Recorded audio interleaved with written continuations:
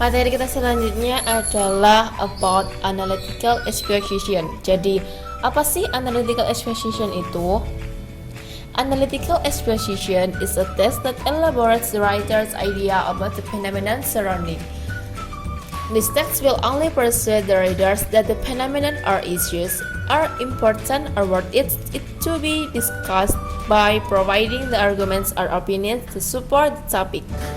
Jadi, maksudnya apa sih?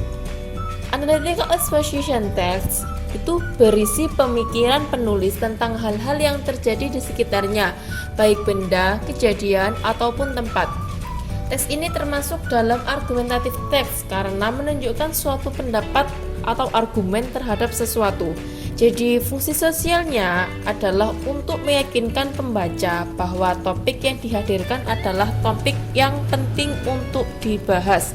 Jadi kalian perlu ingat kalau analytical exposition text itu tidak berusaha untuk mengubah sudut pandang pembacanya. Jadi teks ini murni hanya berisi pendapat penulis. Oke, sudah paham semuanya ya maksud dari analytical exposition itu apa? Di mana sih kita bisa menemukan analytical exposition itu? Teks ini sangat populer di kalangan akademika dan kita dapat menemukannya dalam apa saja? Scientific books, buku ilmiah, magazines, majalah, journals, jurnal, newspaper articles, artikel koran, academic speech, pidato akademis, lectures, kuliah, and then research report, etc. Jadi di laporan penelitian dan lain-lain. Okay students, now let's move to study about generic structure of analytical exposition text. Apa sih generic structure itu? Jadi, generic structure adalah bagian atau struktur teks yang harus ada. Di dalam kasus ini adalah analytical exposition text. Jadi, generic structure of analytical exposition text adalah struktur teks yang harus ada di dalam analytical exposition text. Terus, generic structure-nya apa saja sih? Coba kalian lihat. Yang pertama ada thesis. Thesis di sini berposisi sebagai introduction atau sebagai pembuka. Pastinya posisinya nanti akan ada di awal karena dia berposisi sebagai pembuka. Terus isinya apa saja sih di dalam tesis ini? Jadi, di dalam tesis atau di dalam pembuka dari analytical exposition text, kalian bisa menuliskan perkenalan dari sebuah topik dan menunjukkan sudut pandang dari penulis. Yang kedua, dilanjutkan dengan argumen or body. Setelah pembuka diikuti dengan body. Body di sini berisi argumen. Terus kalian harus menuliskan bagaimana. Di argumen kalian harus menjelaskan argumen untuk mendukung posisi penulis. Explaining the argument to support the writer's position. The number of arguments may vary, but each argument must be supported by evidence and explanation. Jadi, jumlah argumen itu bisa berbeda-beda, tetapi setiap argumentasi harus didukung oleh bukti dan penjelasan. Jadi seperti ini, kalau kalian membuat argumen, kalau kalian membuat sebuah pendapat, kalian harus mendukungnya dengan bukti dan penjelasan. Misalnya kalian membuat argumen tapi kalian tidak melanjutkan dengan sebuah bukti atau penjelasan. Itu argumen yang kalian buat itu tidak akan valid. Maka dari itu di dalam analytical exposition text, ketika kalian membuat argumen harus selalu diikuti dengan bukti dan penjelasan. Paham ya? Selanjutnya, setelah tesis, argumen akan ditutup dengan reiterations. Apa sih itu? Reiterations is restating the writer's point of view to strengthen the thesis. Apa ya artinya? Jadi, reiteration adalah mengulang kembali sudut pandang penulis atau memperkuat argumen yang sudah kalian buat. Di dalam reiteration, kalian bisa menggunakan frasa berikut ini untuk membuat kesimpulan dalam pengulangan. First, from the fact above, blah blah blah, and then I personally believe, blah blah blah. Therefore, my conclusion is blah blah blah. And the last one, in conclusion, blah blah blah. Oke ya.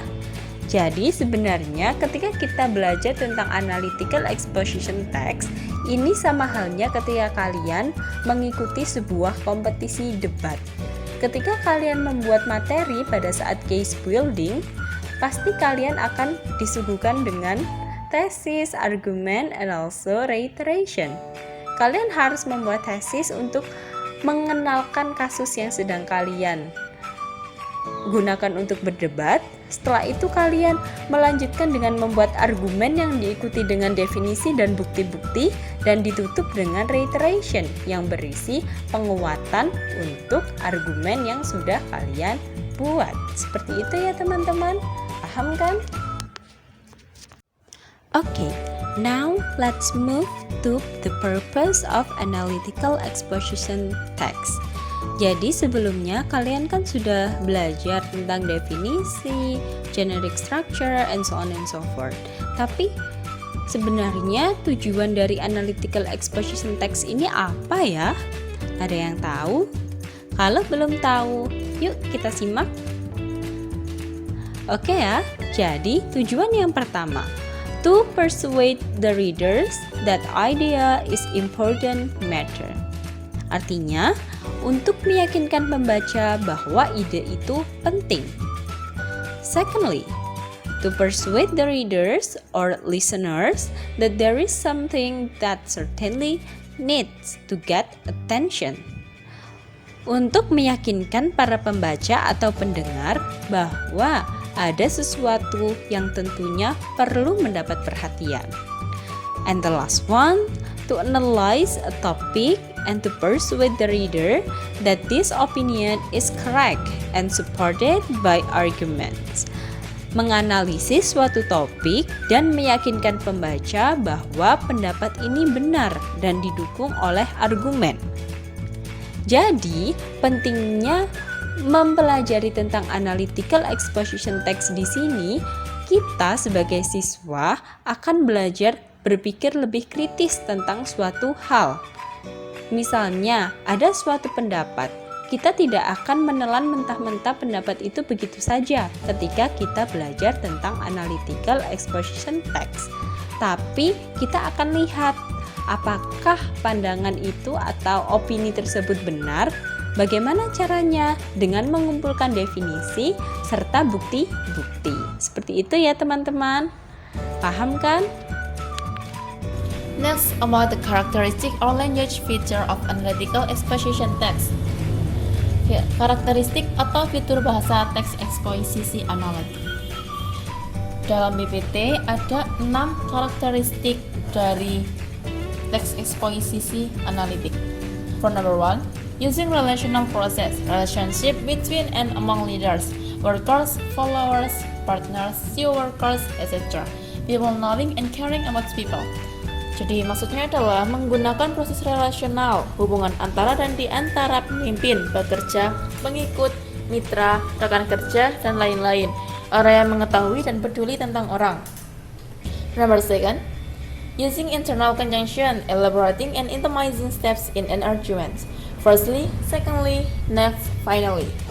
Menggunakan konjungsi internal, menguraikan dan merinci langkah-langkah dalam sebuah argumen. Pertama, kedua, selanjutnya, dan akhirnya. Number 3, using causal conjunction, the cause of an event. Because. Jadi, yang ketiga, menggunakan konjungsi kausal.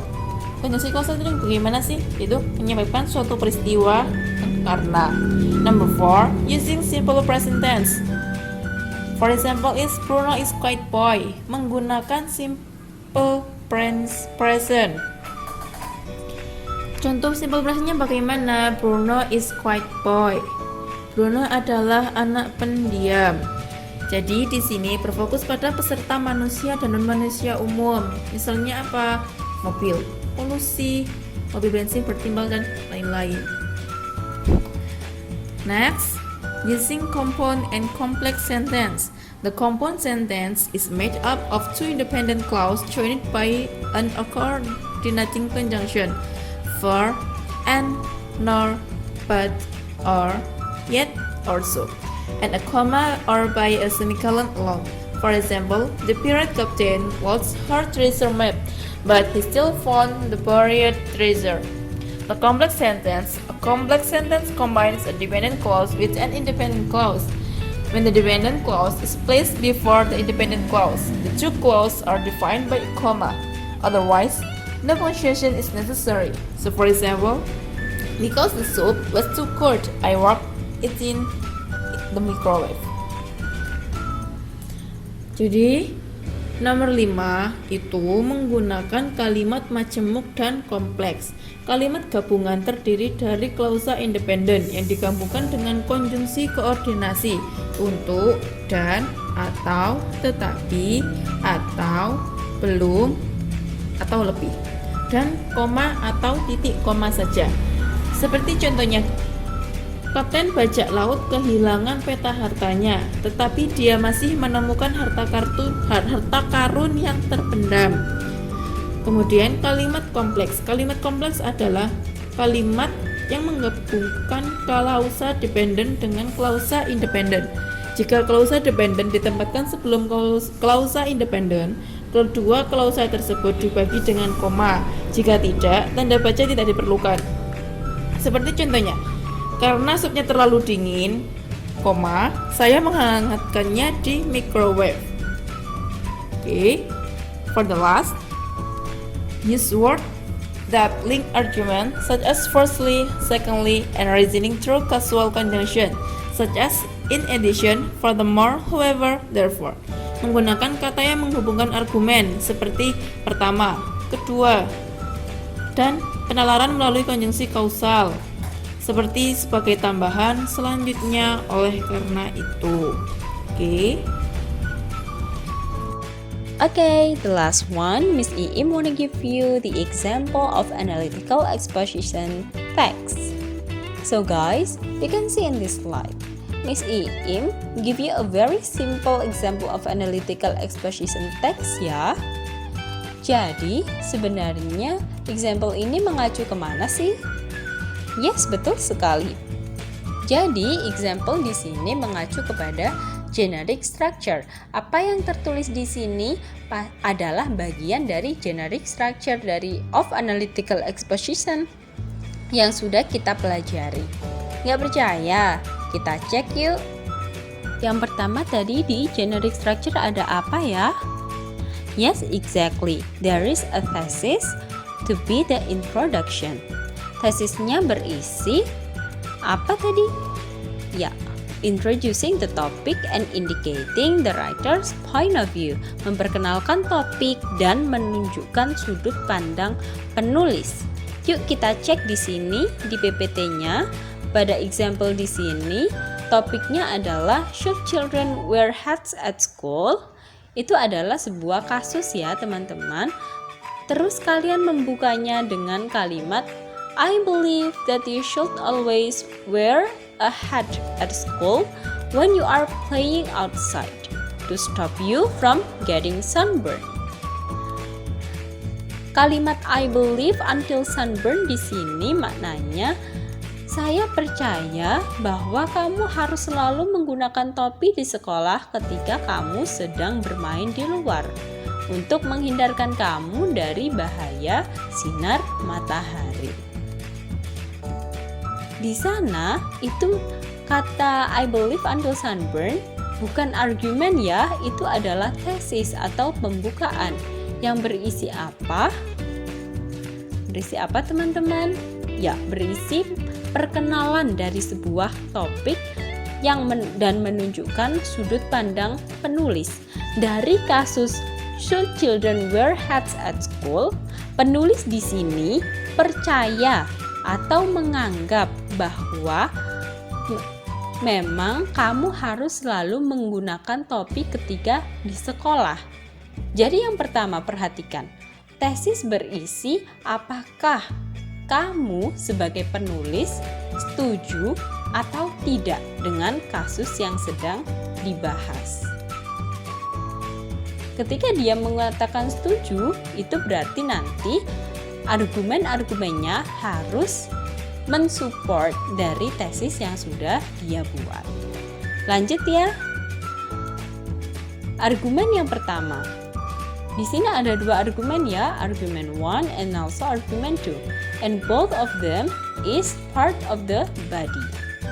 Let's talk about argument 1. Firstly, if you do not wear a hat, you will get sunburn and the sunburn is painful. Argument 2. Secondly, sunburn could lead a skin cancer. Sunburn can lead to health problems later in life. Many older people suffer from skin cancer which can kill them. Okay, let's look. Argument 1, argument 2. Kalau kalian melihatnya, argument 1 sama argument 2 adalah alasan yang mendukung dari tesis yang sudah kalian buat. Tesis yang kalian buat adalah kalian sangat setuju ketika kamu harus menggunakan sebuah topi saat di luar sekolah untuk bermain. Sedangkan argumen 1 dan argumen 2 yang merupakan part of body berisi alasan yang mendukung tesis yang sudah kamu buat. Alasan kenapa kamu percaya bahwa siswa harus menggunakan topi ketika di sekolah saat bermain di luar. Paham? Alasan yang pertama ditulis, ketika kamu tidak menggunakan topi, kamu akan terkena bahaya sinar matahari dan sinar matahari sangat menyakitkan. Argumen kedua. Yang kedua, sengatan sinar matahari dapat memacu what we call that skin cancer, kanker kulit. Sinar matahari dapat menyebabkan kesehatan tubuh di masa depan. Banyak orang tua yang menghadapi skin cancer atau kanker kulit yang bisa mematikan kita karena sunburn. Jadi sudah paham ya teman-teman? Di paragraf yang pertama berisi tesis yang berisi pengenalan, paragraf kedua atau bisa paragraf ketiga itu yang berisi argumen adalah part of body, di mana itu adalah bagian atau part yang mendukung dari tesis yang sudah kalian buat. Now let's move to the last paragraph. That is, in my opinion, all school students should wear hats. Termasuk bagian apa ya itu? Yang merujuk kepada generic structure? Yes, itu adalah bagian dari reiteration atau kesimpulan. Di sana tertulis, in my opinion, all school students should wear hats. Menurut pendapat saya, semua siswa sekolah wajib menggunakan topi. Jadi untuk yang terakhir itu adalah penguatan saja dari argumen dan tesis yang sudah kalian buat. Oke?